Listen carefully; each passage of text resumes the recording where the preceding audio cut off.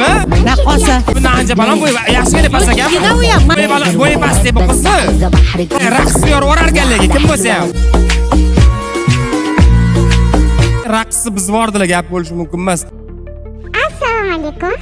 So'ram bo'yi unaqa past emas. Yaxshi taniymanmi? Judayam ko'rishganmiz. Hey, gap yo'q.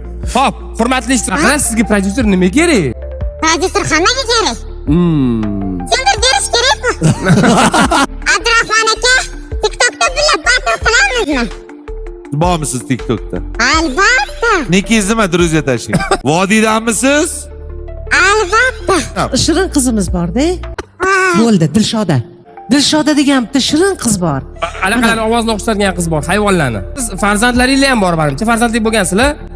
Farzandingiz bormi? Voy, akajon, anaqasi men telefon zaryadkada turuvdi dedi.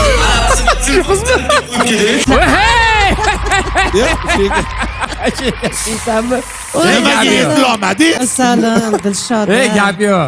Jonim, bitta ko'rishib qo'yish Siz qiz shunaqa bilan. qobiliyatingiz bor ekan, bilib yurganmiz. Gap bo'lishi mumkin emas. Xo'jayinim ruxsat bermanglar-da raqsga tushgan. Qizimiz rosa ham aktiv Bunaqa qizimiz. bo'yi past emas. Umid, siz ham bo'yi shunaqa pastmi?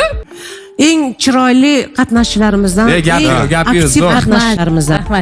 Va bloger Dilshoda Rustamjonova edi. Gap zo'r. Rahmat sizlarga. Sizlarga yaxshi kayfiyat, charchamanglar. Rahmat. Ko'rsatuv qiziqarli, mazmunli. Anchadan beri raqsga tushmadim, maza qilib raqsga tushib oldim. Maskada edim, xo'jayinim raqsga tushsam urishadilar. Maskadaligim uchun bilinmadi, lekin bugun ko'rishdi. Menimcha bu ko'rsatuvni ko'rib xo'jayin xursand bo'ladilar. O'zim sahnada bo'lsam ham xayolim farzandim deydi. Hozir aylanamda ham xayolim farzandimda, chunki farzandimga qaragan odam bor, lekin bola ona mehrida katta bo'lish kerak. Shunaqa, o'zim bilan olib kelib olib ketib yuraman.